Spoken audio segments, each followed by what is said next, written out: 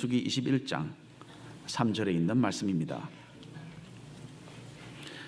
여호와께서 이스라엘의 목소리를 들으시고 가나안 사람을 그들의 손에 넘기심에 그들과 그들의 성읍을 다 멸하니라. 그러므로 그곳 이름을 보르마라 하였더라. 1960년대에 세계적으로 이름을 떨쳤던 윌마 루돌프라는 미국 흑인 여자분이 계셨습니다. 이 여자분이 어떻게 자신의 그 삶의 장애물을 뛰어넘어서 성공하게 되었는지에 대한 이야기 참으로 감동적입니다. 윌마는 1940년도 미국 남부에서 4.5파운드 조산아로 어느 가난한 가정에 태어났습니다. 아버지는 2번 결혼을 했는데요, 아이를 22명이나 낳았답니다. 그 중에 윌마는 넘버 20, 20번째 아이로 태어났어요. 어려서부터 건강이 좋지 않았던 윌마는 여러 차례 질병으로 고생을 했습니다. 그러다가 4살 때에는 소아마비에 걸려버렸어요. 그 결과로 왼쪽 다리와 발목을 사용하지 못하게 됩니다. 그래서 여러 해 동안 쇠로 만든 그 다리 보호대를 끼워서 사용을 해야만 쩔뚝쩔뚝 걸을 수가 있었어요. 그 12살이 되기까지 다리를 교정하는 특별한 신발을 신었고요, 또 병원에서도 계속 치료를 받았습니다. 그리고 가족들이 많아서 그랬는지 하루에 매일 4번씩 왼쪽 다리 마사지를 가족들이 돌아가면서 번갈아 가면서 다리 마사지를 해줬다고 합니다. 그래서 이 윌마 루돌프, 이 어린아이가, 흑인 여자아이가 12살이 되어서 아무런 기구의 도움이 없이 나는 그래야 된다, 나는 그렇게 해야만 한다라는 어떤 결정을 내리게 됩니다, 스스로가. 그래서 이렇게 해서 자기가 이제는 걷기 시작합니다. 이렇게 걷기 시작한 윌마는 또 하나의 참으로 위대한 목표를 세웁니다. 윌마는 참 달리기를 잘하는 언니가 하나 있었는데 자기도 달리기 선수가 되어야 되겠다, 그런 마음을 먹은 거예요. 여러분, 12살에 이제 제대로 쩔뚝쩔뚝 걷기 시작한 아이가 이렇게 엄청난 목표를 세운 겁니다. 학교 체육 선생님에게 저는 달리기 선수가 되겠습니다, 좀 도와주세요 하고 부탁을 했더니 선생님이 감동을 받고 도와주었어요. 그리고는 2년 후에는 그 다니던 학교에서 다른 어느 여학생보다 더 빠른 달리기 선수가 되었다고 합니다. 그 후로 또다시 2년이 지났어요. 16살이 되었습니다. 그때 윌마는 1956년도 호주 멜번에서 열렸던 올림픽에 출전을 하게 됩니다. 여기서 200m 달리기에 참가를 했고요, 등수에 들지는 않았지만은, 그리고 400m 릴레이에서 동료 3명과 함께 동메달을 땁니다.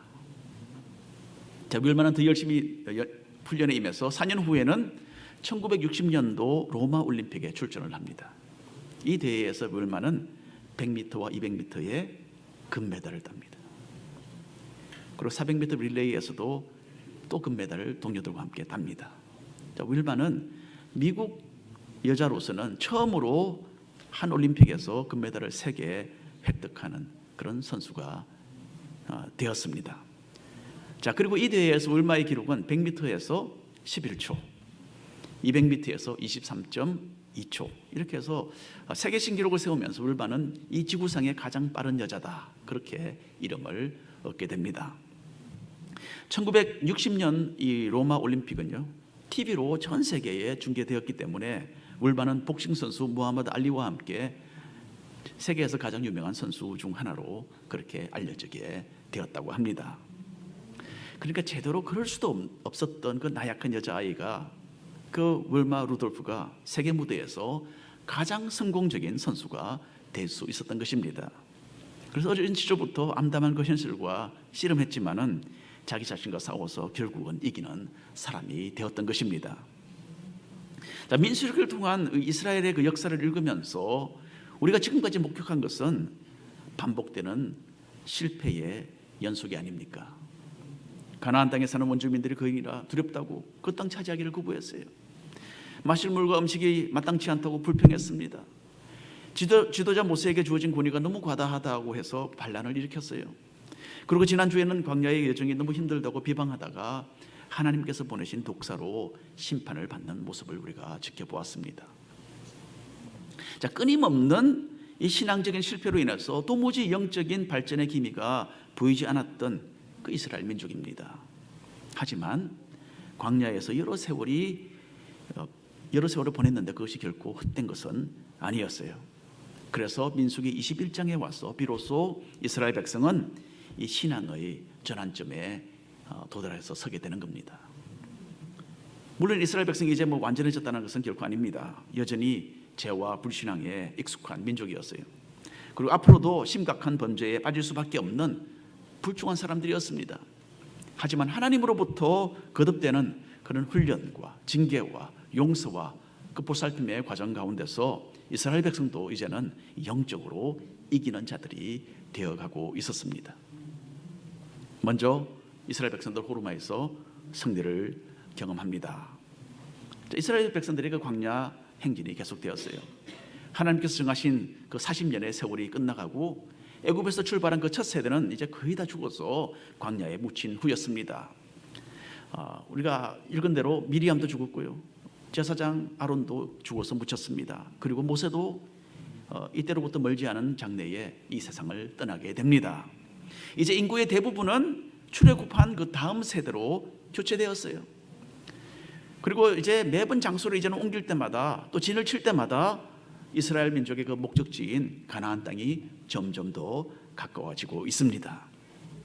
그리고 얼마 되지 않아서 가나안으로 들어가서 그 땅을 차지할 그 큰 과업을 이제 눈앞에 두고 있었던 것입니다. 이제부터는 광야에서 하나님께서 훈련된 이스라엘의 그 다음 세대가 그 믿음을 발휘해보는 그런 시간이 되고 있었던 겁니다. 민수기 21장 1절 말씀 읽어드립니다. 네겝에 거주하는 가나안 사람 곧 아라스의 왕이 이스라엘이 아다림 길로 온다 함을 듣고 이스라엘을 쳐서 그중 몇 사람을 사로잡은지라. 지난 40년 동안 광야에서 태어난 이스라엘 백성의 그 다음 세대가 이 전쟁의 첫 경험을 여기서 가지게 됩니다. 아랏은 하나님께서 약속하신 가나안 땅 근방에 있던 도시였어요. 그리고 이 지역은 가나안 족속이 살고 있었는데 이스라엘 백성이 접근하니까 조금 전에 읽으신 대로 선제 공격을 감행해 왔습니다. 가나안 사람들이 걸어온 이 전쟁에서 이스라엘 백성들이 피해를 입게 되고요, 또 어떤 사람은 이제 포로로 되어서 잡혀가 버렸어요. 여러분, 우리는 민수기를 읽으면서 이스라엘 백성에게 어떤 문제가 생기게 되면 어떻게 하는 것을 보아왔습니까? 하나님과 모세를 원망하고 반역하는 모습을 우리가 계속 보지 않았습니까? 그런데 이스라엘 백성은 그 다음 세대는 이 조금 이렇게 달라진 모습을 여기서 보이고 있습니다. 불신앙의 자세는 사라지고 도리어 하나님께 매달리면서 이 상황을 극복하여 이기게 해달라라는 그런 믿음의 그 기도의 모습을 우리는 보게 되는 겁니다. 2절에 있습니다. 함께 읽어볼까요? 이스라엘이 여호와께 서원하여 이르되 주께서 만일 이 백성을 내 손에 넘기시면 내가 그들의 성읍을 다 멸하리이다. 이건 참 신선한 변화가 아닐 수 없습니다. 드디어 이스라엘 백성들은 이 믿음을 가지고 행동에 옮기기 시작한 겁니다. 하나님께서 도와주신다면 이 아랏 지방의 가나안 사람들을 이길 수 있다, 그런 믿음을 가지게 된 거죠. 지난 40년의 세월 동안 하나님께서 인내하시면서 광야의 그 교실에서 가르치신 것이 이제 작은 결실을 보는 그런 순간이었어요. 그리고 하나님께서는 이 백성의 기도를 기뻐 받으시고 응답하십니다. 우리가 오늘 본문 말씀으로 읽은 민수기 21장 3절 말씀입니다. 함께 읽어보겠습니다. 여호와께서 이스라엘의 목소리를 들으시고 가나안 사람을 그들의 손에 넘기심에 그들과 그들의 성읍을 다 멸하니라. 그러므로 그곳 이름을 호르마라 하였더라. 여러분, 우리는 여기서 현대인으로서 한 가지 신앙적인 문제에 부딪히게 됩니다. 이스라엘 백성들은 하나님께서 승리를 주시면 이 지역을 완전히 멸해버리겠습니다, 그렇게 기도를 합니다. 그리고 그 기도와 같이 아랏 지방에 살던 사람들이 모두가 살육을 당합니다. 어떻게 하나님께서 이런 참 야만적인 행동을 용납하셨을까라는 것, 참으로 실로 중요한 질문이 아닐 수가 없습니다. 2주 전인 4월 중순에 이스라엘에서는요, 2차 대전 당시에 유대인들이 나치 독일군에게 겪었던 그 대학살을 기념하는 그 날을 지켰어요. 유대인이라는 그 이유 하나 때문에 나치 독일은 자그마치 600만 명이나 되는 유대인들을 죽였습니다. 아예 유대인들의 씨를 말려버릴 그런 계획을 가지고 감행했던 거죠. 그래서 2차 대전 이후에 다시는 이런 일이 일어나서는 안 된다라는 의미로서 독일을 포함해서 여러 서방 나라들은 이 대학살 기념일을 정해서 지키고 있습니다.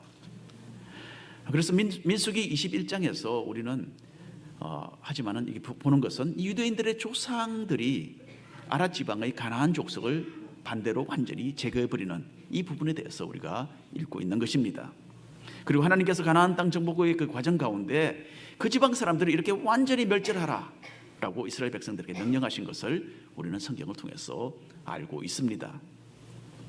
어떻게 우리가 섬기는 사랑의 하나님께서 이런 참으로 참혹한 명령을 내리실 수 있는가에 대해서 우리는 해답을 찾아야만 합니다. 하나님은 자신이 만드신 사람을, 인간을 소중하게 여기시는 사랑의 하나님에는 틀림이 없습니다. 그런데 우리 현대인들에게 쉽게 잊혀지는 것이 하나 있는데, 그것은 하나님은 또한 공의의 하나님이시라는 이 점입니다. 하나님은 사랑이시지만은 또한 동시에 거룩하셔서 결국에는 인간의 그 타락을 처벌해야만 하시는 그런 심판의 하나님이기도 하신 겁니다. 이것은 온 우주를 창조하신 우리 하나님께서 가장 높으신 재판관으로서 지니신 권위의 한 부분입니다. 하나님께서는 이 세상을 지으신 소유자가 되시기 때문에 그렇습니다. 그래서 자신의 그 어떤 이 기준대로 이 세상을 심판하시는 그런 권위가 있으십니다. 자, 창세기서를 보면 하나님께서는 이 타락한 이 세상을 홍수로 완전히 멸하셨다라는 그 구절이 나옵니다. 하지만 이 세상을 아끼셔서 노아와 그 식구들에게 방주를 만들어라라고 말씀하셨죠. 그래서 하나님 자신이 만드신 그 인류와 지상의 동물들이 그래도 생존할 수 있도록 은혜를 베풀어 주셨습니다. 또 창세기를 보면 우리가 잘 아는 소돔과 고모라에 대한 이야기가 나옵니다. 이 도시가 멸망을 당했어요. 실제로 소돔과 고모라는 이 가나안 땅에 있던 도시들이었어요. 그런데 모세 시대로부터 약 600년 전인 이 아브라함 시대에 이미 이 두 도시는 그 타락이 절정에 달했던 겁니다. 그래서 하나님께서는 하늘로부터 유황불을 내리셔서 그곳 사람들을 완전히 멸절시키셨다고 그렇게 창세기에 나와 있습니다. 자, 하나님께서는 이스라엘 백성을 통해서 가나안 땅 사람들을 완전히 멸하도록 하셨는데, 그것은 바로 이런 맥락에서 이해가 되어야 합니다. 하나님은 이 사람들을 심판하기로 결정하셨고, 이스라엘 백성이 이 하나님의 심판을 시행하는 도구가 되었던 것입니다. 이스라엘 백성이 전쟁할 때마다 다 항상 이렇게 한 것이 아닙니다. 이 가나안 땅에 거하던 이 족속들에게만 이렇게 했습니다. 그래서 다시 한번 이때로부터 600년 전을 거슬러 가보면요, 가나안 땅 원주민들에 대한 하나님의 평가가 창세기서에 기록이 되어 있습니다. 15장에 있는데 제가 읽어드립니다. 너는 장수하다가 평안히 조상에게로 돌아가 장사될 것이요, 내 자손은 사대 만에 이 땅으로 돌아오리니 이는 아모리 족속의 제약이 아직 가득 차지 아니함이니라. 하나님께서 이스라엘 민족의 조상 아브라함에게 하신 말씀입니다. 하나님은 아브라함에게 가나안 땅을 주기로 약속하셨지만은 그 약속이 이루어지기까지는 앞으로 600년의 그 기간이 흘러야 한다라고 말씀하고 계십니다. 왜냐하면 이 땅에 거하는 아모리 족속을 비롯한 그 가나안의 원주민들이 아직은 심판을 받을 때가 아니기 때문이다라고 말씀하고 계시는 겁니다. 장차 이 민족들의 죄악이 가득 차서 하나님의 심판을 받을 만큼 그렇게 타락될 때에, 그때의 아브라함의 자손들이 이 사람들을 멸망시키고 그 땅을 대신 차지하게 될 것이다, 그렇게 여기서 말씀하고 계시는 겁니다. 자, 그러면 가나안 땅 이 원주민들은 얼마나 타락되었기에 이렇게 하나님의 심판을 자처했을까? 그런 질문이 떠오르지 않습니까? 이것은 신명기서에 보면 나와 있습니다. 신명기 12장 29절부터 한 줄씩 우리가 나누어서 읽어보겠습니다. 내 하나님 여호와께서 내가 들어가서 쫓아낼 그 민족들을 내 앞에서 멸절하시고 내가 그 땅을 차지하여 거기에 거주하게 하실 때에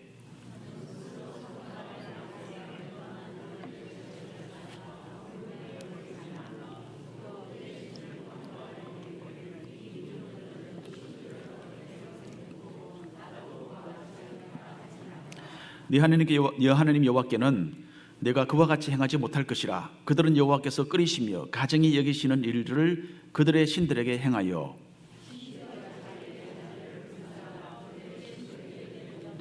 감사합니다. 예, 이런 끔찍한 일을 했습니다. 지난 목요일에 뉴스빅 잡지에 남미에 있는 페루 나라에 대한 기사가 실렸습니다. 고고학자들이 페루에 있는 어느 한 지점에서 어린아이들 유골을 발견해냈는데 자그마치 140개나 발굴해냈다고 합니다. 대부분 8살에서 12살 사이의 어린이들로 추정이 되는데 이 유골들은 지금부터 한 600년 전에 죽은 것으로 그렇게 나타났습니다. 그런데 문제는요, 그 장소가 공동묘지가 아니라는 점이에요. 이 아이들은 인신공양된 피해자들로 그렇게 판정이 되었어요. 유골들은 검사를 해보니까 모두 가슴 부분에 날카로운 칼 자국이 있었다고 합니다. 그리고 갈비뼈가 한 부분 다 부러져 있었어요. 살아있는 아이들의 심장을 꺼내서 신에게 바친 그 예식이 이곳에서 행해졌던 것입니다. 자, 이렇게 많은 어린아이들이 희생되었다는 점에서 지금까지 발견된 것으로는 바로 여기가 남미에서 어린이들이 가장 대량으로 인신공양된 장소다, 그렇게 학자들이 발표를 했습니다. 가나안의 민족들도 이런 끔찍한 일을 했어요. 자기들의 신들을 섬기는 표현으로서 갖가지 음란과 타락된 그런 성적인 행위가 이 사회에 만연되어 있었습니다. 하나의 종교 예식으로서. 뿐만 아니라 집을 지을 때는 신들의 가호를 얻기 위해서 자기들의 집에 있는 아이를 바쳤어요. 항아리에 아이를 넣어서 기초공사를 할 때에 땅속에 파묻는 그런 참 가정된 풍습이 이 가나안 땅에 또한 있었습니다. 우리가 민수기 21장 3절 말씀 다시 한번 한 목소리 읽겠습니다. 여호와께서 이스라엘의 목소리를 들으시고 가나안 사람을 그들의 손에 넘기심에 그들과 그들의 성읍을 다 멸하니라. 그러므로 그곳 이름을 호르마라 하였더라. 자, 호르마라라는 이 말은요, 멸망이라는 뜻입니다. 멸망. 아라데서 이스라엘 백성들은 이렇게 처음으로 가나안 족속을 향한 하나님의 심판의 도구로 사용되었습니다. 그래서 그 사람들을 멸절했습니다. 자, 호르마의 승리에서 우리는 또 한 가지 중요한 부분을 놓쳐서는 안 됩니다. 이 지명은 민수기 14장에 잠깐 나왔던 적이 있었어요. 지금 우리가 민수기 21장인데 14장에 이스라엘 백성은 이때로부터 40년 전에, 정확하게 말하면 38년 전에 가나안 땅의 그 거인들을 두려워해서 그 땅에 들어가기를 거부했습니다. 자, 그 반역의 결과로서 하나님께서 이 40년의 광야 생활을 선고하셨습니다. 그럴 때에 이스라엘 백성들은 광야로 돌이켜 나가라라는 하나님의 말씀을 또다시 거역했어요. 하나님의 말씀에 거역하고 또 거역하고 또 거역하고. 자, 이스라엘 백성들은 자신들의 힘으로 그러면 가나안 땅을 차지해 보겠다라는 그 불순종의 선택을 하게 됩니다. 그래서 그곳 원주민들과 접전을 합니다.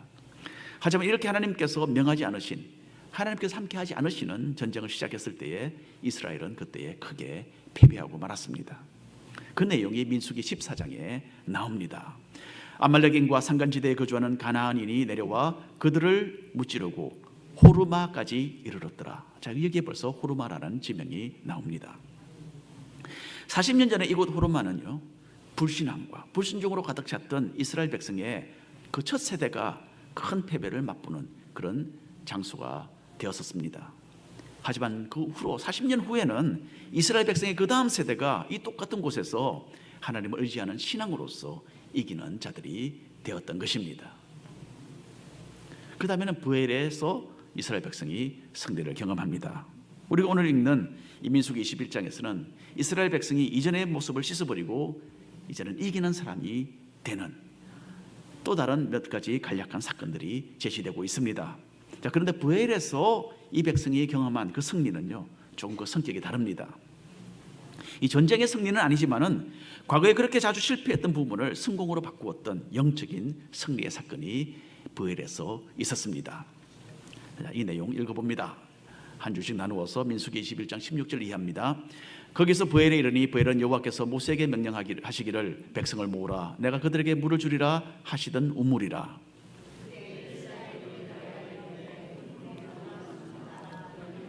함께 읽겠습니다.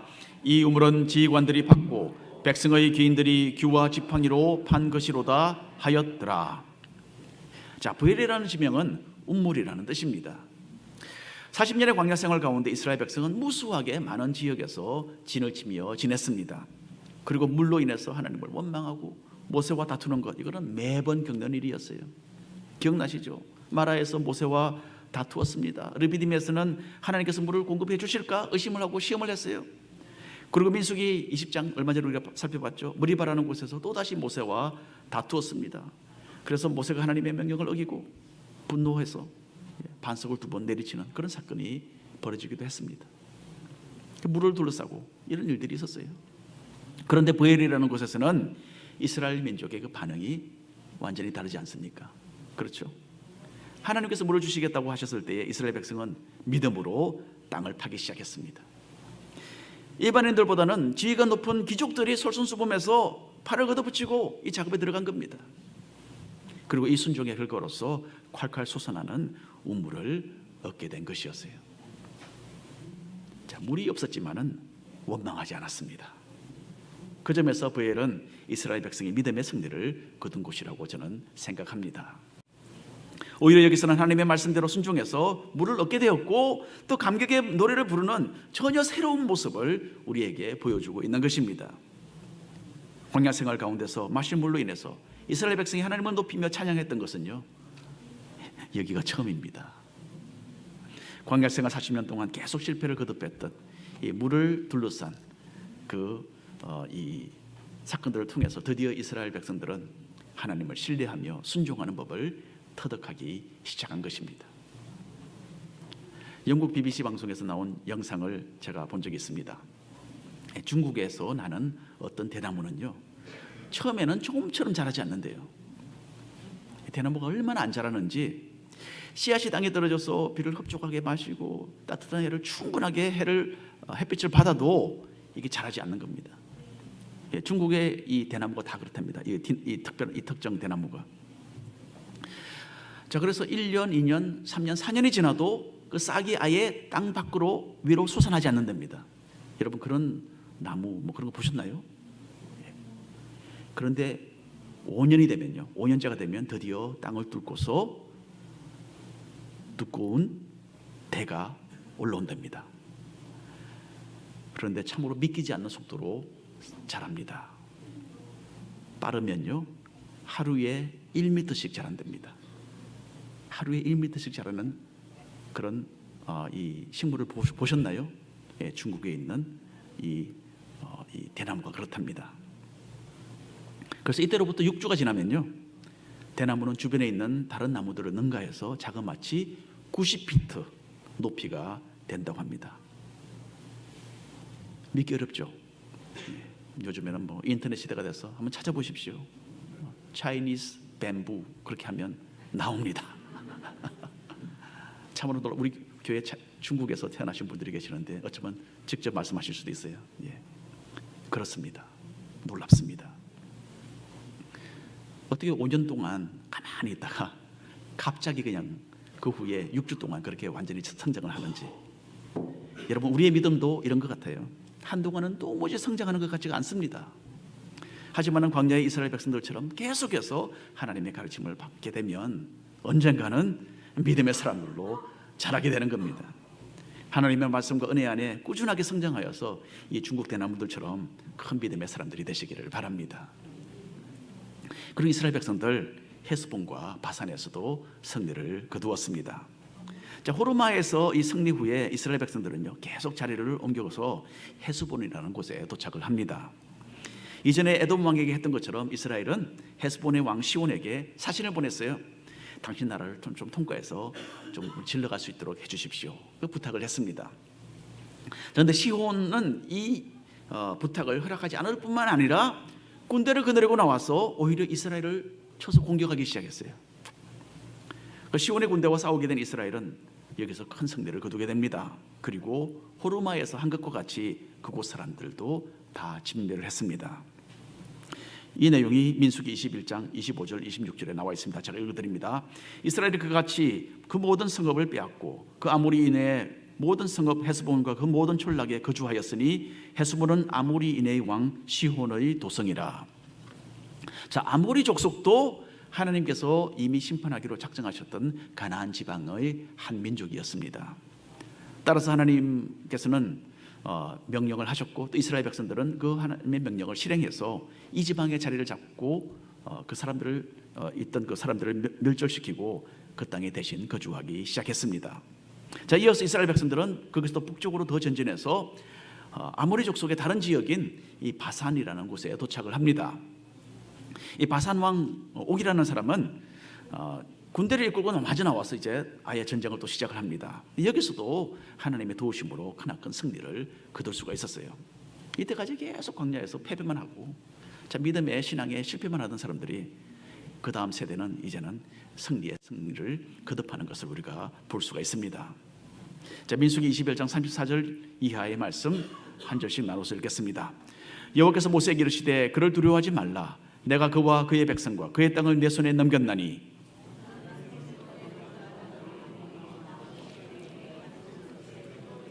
함께 읽겠습니다. 이에 그와 그의 아들들과 그의 백성을 다 쳐서 한 사람도 남기지 아니하고 그의 땅을 점령하였더라.